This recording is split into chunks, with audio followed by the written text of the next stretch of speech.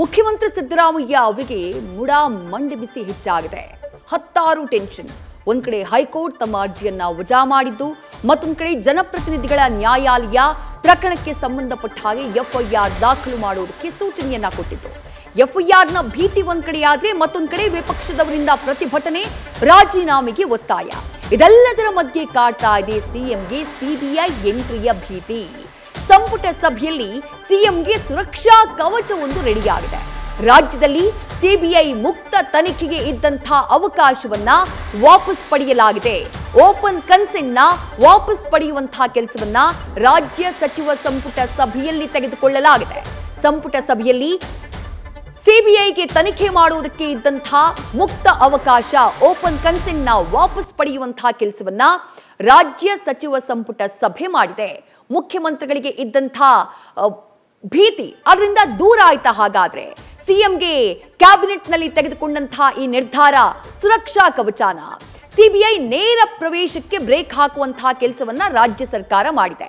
ಪಶ್ಚಿಮ ಬಂಗಾಳದಂತೆ ಸಿಬಿಐ ಎಂಟ್ರಿಗೆ ದಿಢೀರ್ ಕಡಿವಾಣವನ್ನ ಹಾಕುವಂತಹ ಕೆಲಸವನ್ನ ರಾಜ್ಯ ಸರ್ಕಾರ ಮಾಡಿದೆ. ಈ ಬಗ್ಗೆ ಎಚ್.ಕೆ. ಪಾಟೀಲ್ ಮಾತನಾಡಿದ್ರು, ಸಂಪುಟ ಸಭೆಯ ನಿರ್ಣಯವನ್ನ ತಿಳಿಸಿದ್ರು. ಏನ್ ಹೇಳಿದ್ರು ಈ ವಿಚಾರವಾಗಿ ನೋಡೋಣ ಬನ್ನಿ. ಕರ್ನಾಟಕ ರಾಜ್ಯದಲ್ಲಿ ಅಪರಾಧ ಪ್ರಕರಣಗಳನ್ನು ತನಿಖೆ ಮಾಡೋದಕ್ಕೆ ಡೆಲ್ಲಿ ಪೊಲೀಸ್ ಎಸ್ಟಾಬ್ಲಿಷ್ಮೆಂಟ್ ಆ್ಯಕ್ಟ್ 1946 ರಡಿ ಸಿಬಿಐ ತನಿಖಾ ದಳಕ್ಕೆ ಮುಕ್ತ ಅನುಮತಿ ನೀಡುವಂಥದ್ದನ್ನು ಅಧಿಸೂಚನೆಯನ್ನು ಏನು ಹೊರಡಿಸಿದ್ವಿ ಅದನ್ನು ವಾಪಸ್ ಪಡ್ಕೊಂಡಿದ್ದೇವೆ ಇವತ್ತು. ಯಾಕೆ ಅಂದರೆ ಈ ಸಿ ಬಿ ಐದವರು ಅಥವಾ ಕೇಂದ್ರ ಸರ್ಕಾರದವರು ಅವರ ಇನ್ಸ್ಟ್ರೂಮೆಂಟ್ಯಾಲಿಟಿಯನ್ನು ಏನು ಬಳಕೆ ಮಾಡ್ತಾರೆ, ಆ ಬಳಕೆ ಸಂದರ್ಭದಲ್ಲಿ ಜುಡಿಷಿಯಸ್ ಆಗಿ ಬಳಕೆ ಮಾಡ್ತಾ ಇಲ್ಲ ಅನ್ನುವಂಥದ್ದು ಸ್ಪಷ್ಟ ಆಗಿದೆ. ಆದ್ದರಿಂದ ನಾವು ಕೇಸ್ ಬೈ ಕೇಸ್ ಯಾವುದಾದ್ರೂ ಅಂಥದ್ದಿದ್ದರೆ ಕೇಸ್ ಬೈ ಕೇಸ್ ನಾವು ಪರಿಶೀಲನೆ ಮಾಡಿ ಅವುಗಳನ್ನು ಕೊಡ್ಬೋದು, ಸಾರಾಸಗಟವಾಗಿ ಕೊಡ್ಬೋದು ಅನ್ನುವಂಥದ್ದೇನಿತ್ತು ಅದನ್ನು ಹಿಂಪಡೆದಿದ್ದೇವೆ. ಅಲ್ಲಿಗೆ ಸಿಬಿಐ ನೇರ ಪ್ರವೇಶಕ್ಕೆ ಬ್ರೇಕ್ ಹಾಕುವಂತಹ ಕೆಲಸವನ್ನ ರಾಜ್ಯ ಕಾಂಗ್ರೆಸ್ ಸರ್ಕಾರ ಮಾಡಿದೆ. ಇಲ್ಲಿ ತನಕ ಯಾವುದೇ ಪ್ರಕರಣದಲ್ಲಿ ಸಿಬಿಐ ತಾನೇ ಕೇಸನ್ನ ದಾಖಲು ಮಾಡಿಕೊಂಡು ಯಾವುದೇ ರಾಜ್ಯಕ್ಕೆ ಸಂಬಂಧಪಟ್ಟಂತಹ ಪ್ರಕರಣವನ್ನ ತೆಗೆದುಕೊಂಡು ವಿಚಾರಣೆ ಮಾಡುವುದಕ್ಕೆ, ತನಿಖೆಯನ್ನ ಮಾಡುವುದಕ್ಕೆ ಅವಕಾಶ ಇತ್ತು ಕರ್ನಾಟಕದಲ್ಲಿ.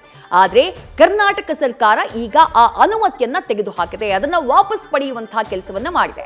ಈ ಹಿಂದೆ ಪಶ್ಚಿಮ ಬಂಗಾಳದಲ್ಲೂ ಕೂಡ ಸಿಬಿಐ ದಿಢೀರ್ ಎಂಟ್ರಿಗೆ ಕಡಿವಾಣ ಹಾಕುವಂತಹ ಕೆಲಸವನ್ನ ಅಲ್ಲಿನ ಸರ್ಕಾರ ಮಾಡಿತ್ತು. ಈಗ ಅದೇ ನಡೆಯನ್ನ ಸಿದ್ದರಾಮಯ್ಯ ನೇತೃತ್ವದ ರಾಜ್ಯ ಕಾಂಗ್ರೆಸ್ ಸರ್ಕಾರ ಅನುಸರಿಸಿರೋದು. ಕೇಂದ್ರ ಸರ್ಕಾರ ಸಿಬಿಐನ ತನ್ನ ವಿರುದ್ಧ ಬಳಸಿಕೊಳ್ಳುವಂತಹ ಭೀತಿ ರಾಜ್ಯ ಸರ್ಕಾರ ಕಾಡ್ತಾ ಇದೆ.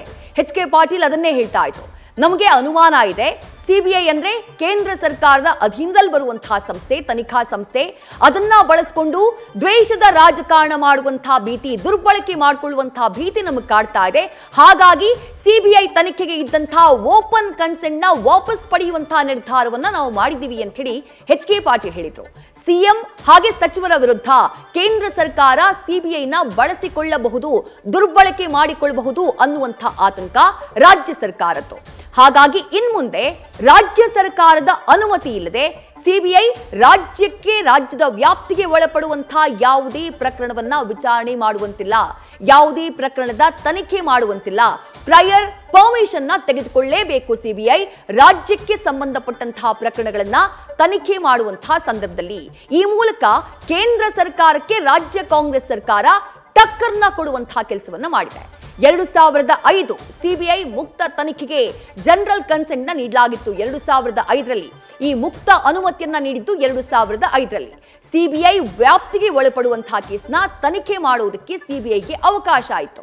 ಬಟ್ ಈ ನಿರ್ಧಾರ ಇದೆಯಲ್ಲ, ಸಚಿವ ಸಂಪುಟದ ಈ ನಿರ್ಧಾರ, ಇದು ಸಿದ್ದರಾಮಯ್ಯ ವಿರುದ್ಧದ ಮುಡಾ ಕೇಸ್ಗೆ ಸಂಬಂಧಪಟ್ಟ ಹಾಗೆ ರಾಜ್ಯ ಸರ್ಕಾರದ ಮುನ್ನೆಚ್ಚರಿಕಾ ತಂತ್ರನ. ಇದು ಮುನ್ನೆಚ್ಚರಿಕಾ ತಂತ್ರನೇ ಹೌದು ಅನ್ನೋದಾದ್ರೆ ಇದರಿಂದ ಸಿದ್ದರಾಮಯ್ಯ ಅವರಿಗೆ ಆಗುವಂತಹ ಲಾಭ ಏನು? ಇದರಿಂದ ಸಿದ್ದರಾಮಯ್ಯ ಅವರಿಗೆ ಇಫ್ ಇನ್ ಕೇಸ್ ಸಿಬಿಐ ತನಿಖೆ ಆರಂಭ ಆದ್ರೆ ರಕ್ಷಣೆ ಸಿಗುವಂತಹ ಸಾಧ್ಯತೆ ಇದೆಯಾ? ಸಾಧ್ಯತೆ ತೀರಾ ಕಡಿಮೆ ಅಂತ ಹೇಳಲಾಗ್ತಾ ಇದೆ. ಯಾಕಂದ್ರೆ ದೂರುದಾರರು ಸಿಬಿಐಗಾಗಿ ಹೈಕೋರ್ಟ್ಗೆ ಹೋದ್ರೆ, ಈಗ ಅವರು ಪ್ರಕರಣ ದಾಖಲು ಮಾಡಬೇಕು, ತನಿಖೆಗೆ ಅನುಮತಿಯನ್ನ ಕೊಡಬೇಕು ಅಂತ ಹೋಗಿದ್ದು ಕೂಡ ಕೋರ್ಟ್ಗೆನೆ, ತನಿಖೆಯನ್ನ ನಡೆಸಬೇಕು ಅಂತ ಹೋಗಿ ಕೇಳಿದ್ದು ಕೂಡ ಕೋರ್ಟ್ಗೆನೆ. ಜನಪ್ರತಿನಿಧಿಗಳ ವಿಶೇಷ ನ್ಯಾಯಾಲಯಕ್ಕೆ ಮೊದಲು ಅರ್ಜಿಯನ್ನ ಸಲ್ಲಿಸಿದ್ರು. ಈಗ ಅಲ್ಲಿಂದಾನೇ ಪ್ರಕರಣಕ್ಕೆ ಸಂಬಂಧಪಟ್ಟ ಹಾಗೆ ಎಫ್ಐಆರ್ ನ ದಾಖಲು ಮಾಡುವಂತೆ ಆದೇಶ ಹೋಗಿದೆ. ಈಗ ಲೋಕಾಯುಕ್ತ ಸಂಸ್ಥೆಯ ತನಿಖೆ ನಮಗೆ ತೃಪ್ತಿ ತರ್ತಾ ಇಲ್ಲ, ಅವರು ಸರಿಯಾಗಿ ತನಿಖೆ ಮಾಡ್ತಾ ಇಲ್ಲ, ಹಾಗಾಗಿ ನೀವು ಸಿಬಿಐ ತನಿಖೆಗೆ ಇದನ್ನ ಕೊಡಿ ಅಂತ ಹೇಳಿ ಹೈಕೋರ್ಟ್ಗೆ ಹೋಗಿದ್ದೇ ಆದ್ರೆ ಸಿದ್ದರಾಮಯ್ಯ ಅವರಿಗೆ ಆತಂಕ ತಪ್ಪಿದ್ದಲ್ಲ. ಒಂದು ವೇಳೆ ಅರ್ಜಿದಾರರ ಮನವಿಯನ್ನ ಹೈಕೋರ್ಟ್ ಪುರಸ್ಕರಿಸಿ ಸಿಬಿಐ ತನಿಖೆಗೆ ಆದೇಶಿಸಿದ್ರೆ ಆಗ ರಾಜ್ಯ ಸರ್ಕಾರ ಇವತ್ತು ತೆಗೆದುಕೊಂಡಿರುವಂತಹ ಕ್ಯಾಬಿನೆಟ್ ನಿರ್ಣಯ ಇದೆಯಲ್ವಾ, ಅದು ಅನ್ವಯ ಆಗೋದಿಲ್ಲ.